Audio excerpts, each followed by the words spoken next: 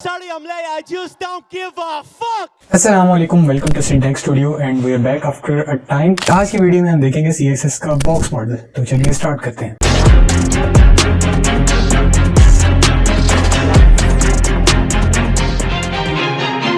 Alright, welcome back. तो मैं अपनी स्क्रीन पर ले चलता हूँ आपको, और मैंने डे 3 नाम से एक फ़ोल्डर बना लिया था जिसके अंदर index.html मेरी फ़ाइल का नेम है। बॉयल प्लेट कोड का जो मैं टाइटल है वो रखूँगा अपना CSS बॉक्स मॉडल। और CSS बॉक्स मॉडल को समझने के लिए आपको सबसे पहले ये समझना होगा कि एक बॉक्स कैसा होता है। हमारे पास बॉक्स के अंदर 4 साइड्स होती हैं, दरम्यान में कंटेंट होता है, एक बॉर्डर होता है, और हमारे पास CSS में जो एक्स्ट्रा चीज़ें होती हैं वो होता है पैडिंग एंड मार्जिन। अब पैडिंग एंड मार्जिन ये दो तरह की स्पेसेस हैं।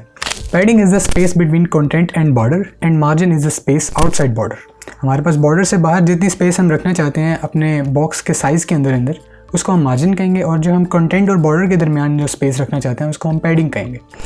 और हमारे पास हमारा जो वेब ब्राउज़र होता है, कोई भी ब्राउज़र होता है, वो हमारे वेब पेज को ऐसे ही ट्रीट करता है। हमारे HTML में जितने भी एलिमेंट्स होते हैं वो सबको एज अ बॉक्स ट्रीट करता है। हर बॉक्स का एक कंटेंट होता है, हर बॉक्स का बॉर्डर होता है, मार्जिन होता है, पैडिंग होती है। अब इसको समझने के लिए मैं कोड में आऊँगा और मैं एक डिव बनाऊँगा जिसकी मैं क्लास रख दूँगा बॉक्स। तो इसके अंदर मैं लिखूँगा कुछ text, I am a box, और इसको मैं CSS से स्टाइलाइज करूँगा with style tag in the head tag. Style के अंदर मैं सिलेक्ट करूँगा डॉट बॉक्स से, और मैं इसको कुछ चीज़ें दे दूँगा लाइक बैकग्राउंड कलर सपोज करें मैं इसको दे देता हूँ ब्लैक। मैंने ब्लैक बैकग्राउंड कलर दे दिया, और टेक्स्ट को मैं जो कलर दूँगा that is white. Okay, so let's see हमारी वेबसाइट कैसे दिख रही है करेंटली। मेरे पास आया मैं बॉक्स लिख के एक बॉक्स आ गया जो कि मेरी डिव थी।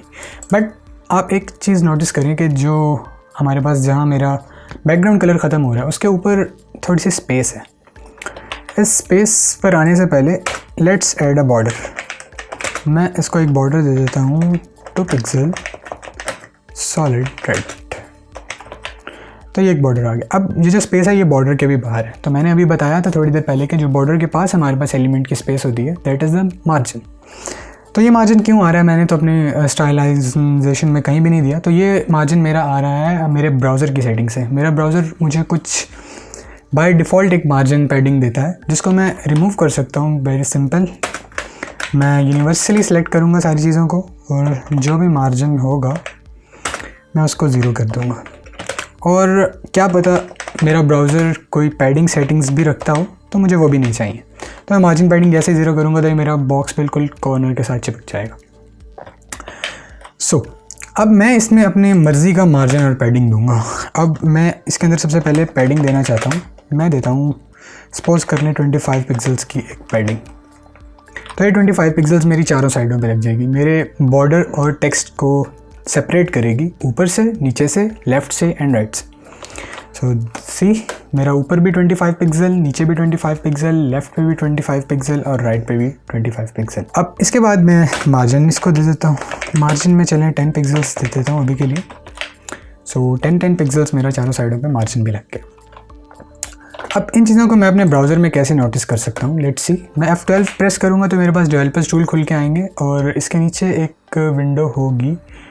मैं सबसे पहले सिलेक्ट कर लूँ अपने एलिमेंट को। ये मेरा एलिमेंट सेलेक्ट हो गया, और यहाँ पे मेरे पास एक कंप्यूटेड का पेज आ गया। अब कंप्यूटेड में मैं अगर इस ब्लू वाले बॉक्स पे अपना कर्सर लेके जाऊँ तो मेरे पास वेबसाइट प्रीव्यू में भी मेरा जो एक्चुअल कंटेंट है वो सिलेक्ट हो जाएगा। So that represents the actual content. इसके बाद पैडिंग 25 पिक्सल्स चारों साइडों से, that's how you can imagine the box. उसके बाद मेरे पास 2 पिक्सल्स का बॉर्डर जो कि ऑरेंज के अंदर हाईलाइट होकर आ रहा है, और उसके बाहर जो 10 पिक्सल्स की मैंने मार्जिन दिया है मेरा वो रिप्रेजेंट होकर आ रहा है। अब करेंटली मैंने अपने बॉक्स जो भी मैंने डिव बनाया है मैंने उसको एक हाइट नहीं दी अभी। मतलब इसने ये हाइट जो 18.200 पिक्सल्स इसकी जो हाइट है इस टाइम, ये बाय डिफ़ॉल्ट है या ब्राउज़र ने ऑटोमेट की हुई है। लेट्स सी, मैं अगर इसको एक हाइट दे दूँ, मैं एक हाइट दे देता हूँ इसको, लेट्स सपोज 60 पिक्सल्स। तो अब मेरे जो बॉक्स की हाइट है वो 60 पिक्सल्स होगी। बट व्हाट इफ़ मैं ये चाहूँ कि जो मैं 60 पिक्सल्स दे रहा हूँ ये मेरे बॉर्डर और पैडिंग को ऐड करके आनी चाहिए। मतलब अभी 60 पिक्सल सिर्फ ये जो ब्लू हाईलाइटेड बॉक्स है इसकी आई है। बट मैं ये चाह रहा हूँ कि इस 60 के अंदर मेरी पैडिंग भी ऐड हो और मेरा बॉर्डर भी ऐड हो। तो अगर इन और मेरा कंटेंट भी ऐड हो, इन तीनों की हाइट मिलाकर 60 हो, तो आप ये देखें कि 25 इस टाइम मेरे पास पैडिंग है अप डाउन, तो टोटल 50 हो गई। 2 मेरे पास बॉर्डर है तो 4 ये हो गया ऊपर नीचे से, तो 54 तो ये हो गया। तो बाकी 6 बचेगा अगर मैं इन तीनों को ऐड कर लूँ। इन तीनों को ऐड करने का तरीका मेरे पास CSS में ये है कि मेरे पास एक प्रॉपर्टी आती है दैट इज़ बॉक्स साइजिंग।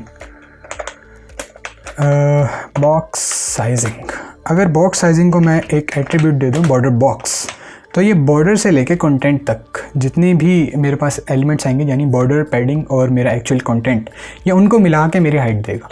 अब 54 मेरे पास बॉर्डर और पैडिंग मिला के हैं, तो मेरे पास बच जाएगी 6, तो मेरे पास ये 6 बचेगा। अगर मैं इसको 70 कर देता हूँ, तो जैसे ही मैं 70 करूँगा तो मेरे पास 16 इसकी बच जाएगी, जैसे ये लिखा आ रहा है मेरे पास 16 जो कि मेरे एक्चुअल कंटेंट की हाइट है, और 60 मेरे पास बॉर्डर और पैडिंग और कंटेंट को मिला के। यहाँ हम काउंट भी कर सकते हैं, 25 और 2 27 और 25 नीचे से और 2 नीचे से, ये हो गया 54 एंड 16 जो मेरे कंटेंट की है दैट इज़ 70, और मैंने भी एक्चुअली में कैसे दी हुई है 70 pixels height. Now the important concept in this is margin collapse. Margin collapse को समझाने के लिए मैं इस डिव को कॉपी कर लूँगा और इसका नाम रख लूँगा बॉक्स 1। बॉक्स 1 को मैं कुछ प्रॉपर्टीज़ देना चाहूँगा। मैं सबसे पहले उसको सेलेक्ट करूँगा बॉक्स 1, और उसको मैं यही प्रॉपर्टीज़ दूँगा जो मैंने अपने बॉक्स 1 को दी हुई थी एक्चुअली, जो कि बॉक्स था, सिवाय मार्जिन के। चले मार्जिन अभी चेंज नहीं करता, समझ लें पहले। अब मैं क्या एक्सपेक्ट करूँगा अपने ब्राउज़र से कि वो मुझे कैसे दिखाएगा ये बॉक्स। सबसे पहले ऊपर वाला बॉक्स रखेगा 10, अभी सिर्फ मार्जिन को कंसीडर करें, सिर्फ मार्जिन को। ऊपर 10 पिक्सल्स का मार्जिन, साइड पे 10 पिक्सल्स का मार्जिन, इस साइड पे भी 10 पिक्सल्स का मार्जिन और नीचे भी 10 पिक्सल्स का मार्जिन। यहाँ तक मेरा बॉक्स 1 हो गया। फिर मेरे पास आएगा बॉक्स 2। अब इसी तरह बॉक्स 2 का भी ऊपर 10 पिक्सल्स मार्जिन, तो ऊपर वाले का पहले ही जो नीचे मार्जिन था वो 10 था, तो इसका मतलब टोटल 20 हो जाना चाहिए था मेरे पास। बट लेट्स सी क्या होता है। जैसे ही मैंने सेव किया तो ये मेरे पास दरमियान में भी 10 पिक्सल्स का मार्जिन ही दिखा रहा है। सो ये क्यों? इसको चाहिए था कि यहाँ 10 दिया है, यहाँ 10 दिया है, तो नीचे वाले का 10 कहाँ है? नीचे वाले का जो अपर 10 मार्जिन है वो कहाँ है? एक्चुअली ये क्या करता है हमारे पास, जो हमारे पास मार्जिन कोलैप्स की प्रॉपर्टी होती है, अगर मेरे पास 2 एडजेसेंट एलिमेंट्स आ जाते हैं तो उनका जो मार्जिन होता है वो उनमें से कोई एक मैक्सिमम लगाता है। जो मैक्सिमम वैल्यू मिलेगी उसे एडजेसेंट में से, वो उसको एक बार पुट करेगा बजाय इसके कि वो डबल करे या सम करे उनको। So let's practice a thing. अगर मैं ऊपर वाले को दे दूँ 20 पिक्सल्स मार्जिन, तो मैक्सिमम मेरे पास कौन सा होगा? ऊपर नीचे जो एडजेसेंट आ रहे हैं 20, क्योंकि नीचे वाले का 10 है वो मिनिमम है, ऊपर वाले का 20 मैक्सिमम, तो वो मैक्सिमम को एक बार लगा देगा। ऊपर का मेरे पास 20 आ गया, तो ये मेरा थोड़ा सा बढ़ गया मार्जिन। अगर ऊपर का 20 और नीचे को मैं 30 या चलें 40 दे देता हूँ, तो अब नीचे वाला लगेगा एक ही बार 40। अब नीचे वाला 40 लगा हुआ है और उसके चारों साइडों पे 40 हो गए, बट ऊपर वाले के जो 3 साइडें हैं वहाँ मेरे पास 20 है, बट नीचे वाली साइड पे 40 है, जो कि एक्चुअली नीचे वाले बॉक्स से आ रहा है। So that is the margin collapse concept. सो आज की वीडियो में हमने CSS का बॉक्स मॉडल पढ़ा। होप सो आपको समझ आया होगा। We learn in an interactive and a practical way to. Keep learning. अपना ख्याल रखें। अल्लाह हाफिज़।